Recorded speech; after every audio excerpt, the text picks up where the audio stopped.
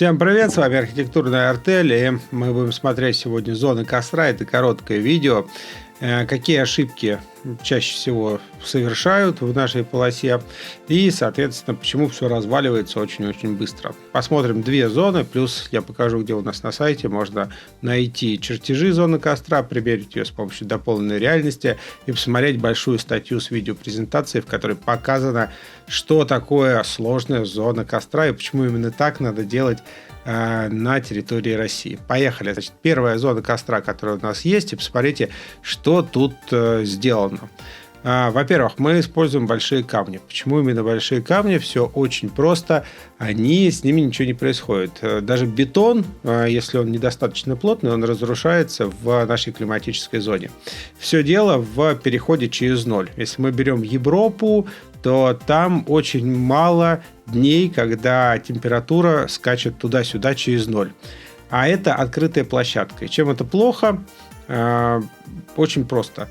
Вода заливается абсолютно во все маленькие щелки, и после этого, когда она превращается в лед, она расширяется. Это действует как домкрат. То есть много маленьких домкратов, которые действуют абсолютно везде. И поэтому плитка от стенок отскакивает на раз, два, три. И даже в первом сезоне вы можете с этим столкнуться, когда сделали себе такую хорошую зону. Она у вас очень красиво выглядит. Вам ее сделали бетоном, после этого натянули туда сетку, после этого наклеили плитку и сказали, что это будет держаться вечно. Но нет, это не будет держаться вечно, потому что это на улице под открытым небом. В этом главная проблема. Значит, второе.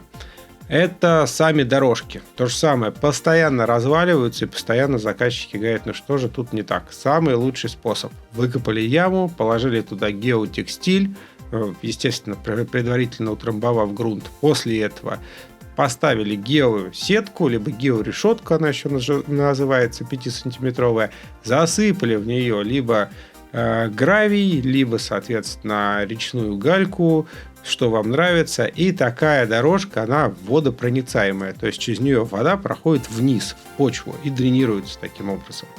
И это самый лучший вариант. Сверху можно положить большие камни, и все будет смотреться шикарно. Также делается место под костер. Не забываем, что если вы кладете плиты, делаете круг, то надо брать достаточно толстый и плотный материал. Травертин использовать нельзя, мрамор использовать нельзя.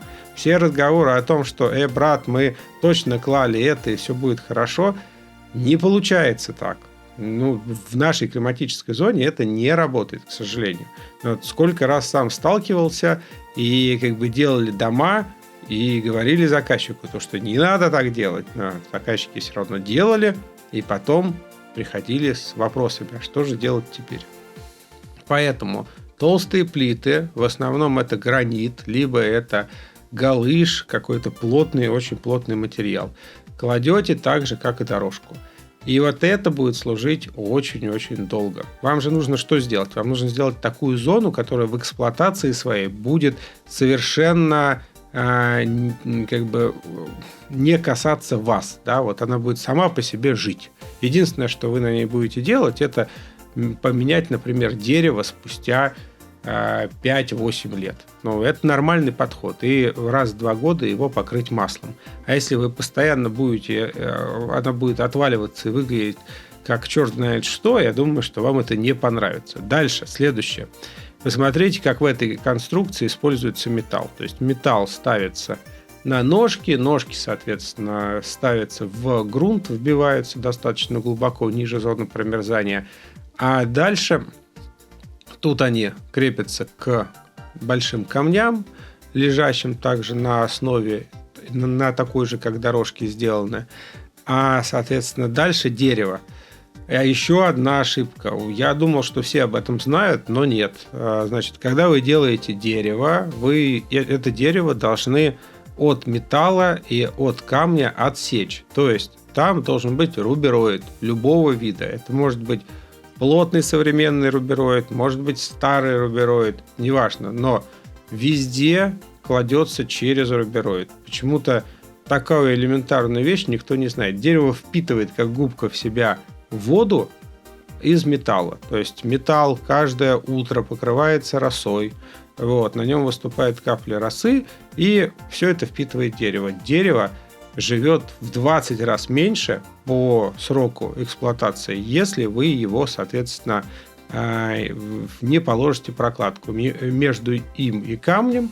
Лучше, чтобы был зазор вентиляционный, а между деревом и металлом, чтобы был, соответственно, лежал рубероид. Такие простые вещи решают все проблемы. То есть, и вот такая зона костра будет работать очень-очень долго. То есть, 10-20 лет вы ее не будете трогать, только через лет 6-8 заметите дерево. Обратите внимание, что отсечка огня сделана металлом. Тоже хороший вариант. Идем дальше. Следующая зона костра примерно так же сделана. Значит, на что следует обратить внимание? Первое. Значит, смотрите, дорожка. Хотя она и кажется, что просто это камень, который лежит на земле. Но это не так. Тоже вырывается яма. После этого в этой яме трамбуется песок. После этого туда застилается геотекстиль. После этого ставится георешетка. Туда засыпается щебень. И, соответственно, сверху уже кладется вот этот камень. То есть это дренируемый такой слой, который проходит вниз.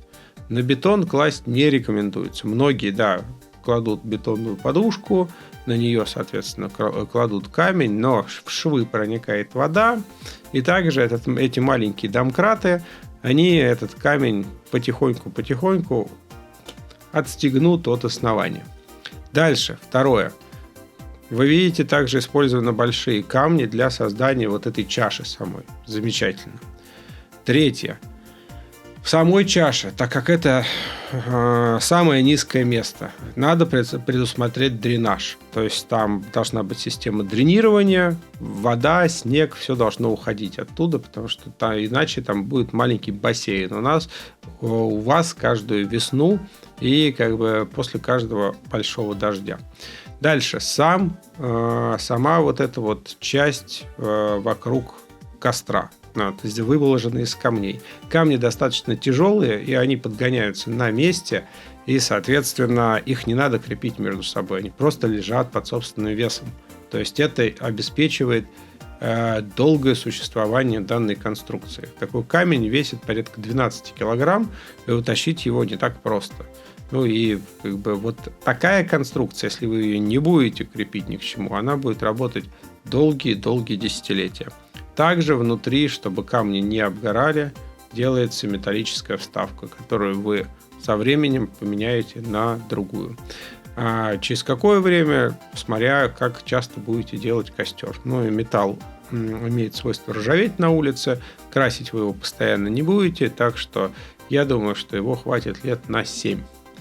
Дальше. Дерево. Опять отсечка от камней, и ножки деревянные стоят на поверхности, отсечка от самой поверхности. Каким образом, уже говорил, вариант номер 1. Дерево просто стоит на поверхности, но как бы там лежит рубероид, вырезанный под размер дерева. Вариант номер 2 более такой правильный. Это когда стоят небольшие металлические ножки, которые создают высоту сантиметра 4, а уже между самой ножкой и, соответственно, деревом лежит рубероид. И такая зона костра будет вечной. А самое главное, у вас не будет с ней проблем с эксплуатацией. Все, кто говорят, что на улице вам под открытым небом приклеют плитку, либо сделают какие-то еще работы, они вам их, конечно же, сделают. Но эксплуатация этого всего будет просто катастрофической для вас, как для собственника. Ну, а теперь переходим дальше. Заходим на сайт студии. И на сайте студии есть 2 раздела, которые я вам хочу показать, и которые относятся к местам для огня. Значит, первое – чертежи. Заходим в чертежи, переходим в зоны с костром и, соответственно, загружаем сами зоны с костром. Тут показано, как использовать дополненную реальность, и показаны модели зоны с кострами, которые вы можете посмотреть, скачать чертежи, примерить их на собственном участке с помощью телефона. Вот. Все это описано здесь. И второй раздел – это, соответственно, статьи. Заходим в статьи, выбираем загородные дома идем вниз, и здесь есть замечательная статья «Грамотное проектирование зоны костра». И как раз здесь показан видеообзор, каким образом делать зону костра правильно. А самое главное, это очень сложная зона костра, и в 9-минутном видеообзоре показано, как, что делается, и самое главное, почему. Если у вас есть заинтересованность в этих направлениях, пожалуйста, обращайтесь к нам, архитектора студии, вас с удовольствием проконсультируют. С вами архитектурная артель.